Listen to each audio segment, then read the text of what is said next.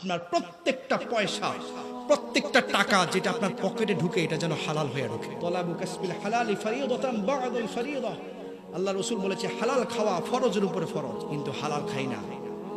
শরীরে চেহারার মধ্যে দাঁড়িয়ে আছে, সুন্দর লেবাস আছে, সুন্দর কাপড় আছে, কিন্তু ইনকামটা হালাল নয়। পরিবারকে যেটা খাওয়ান এটা হালাল নয়। কাল কিয়ামতে পরিবার আপনার দিকে হাত তুলে দিবে, যে বলবে আমি তো তোমাকে বলি নাই হারাম খাওয়ানোর জন্য। ওয়াকালু লিজুলুদিহিম লিমা শাহিদতুম আলাইনা। আল্লাহ বলবেন সেই দিন তোমার শরীরের চামড়াও তোমার বিরুদ্ধে সাক্ষী দিবে, সব কিছু সাক্ষী দিবে।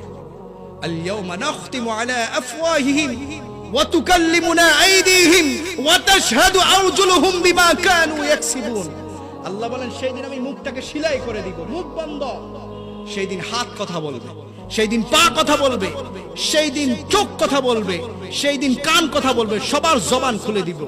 সবাই যখন একটা একটা বলা শুরু করবে, তখন আল্লাহ বলবেন ইকরা কিতাবাক কাফা বিনাফসিকা আল-ইয়াওমা আলাইকা হাসিবা। আল্লাহ বলবেন তুই যা কামাইছস এবার তোর কিতাব তুই পড়, তোর আমলনামা তুই দেখ, তোকে কি শাস্তি দেওয়া দরকার তুই নিজে বাছাই কর। বুঝতে পারছেন বাবা? আল্লাহ যেন আমাদের সকলকে ক্ষমা করে দেয়।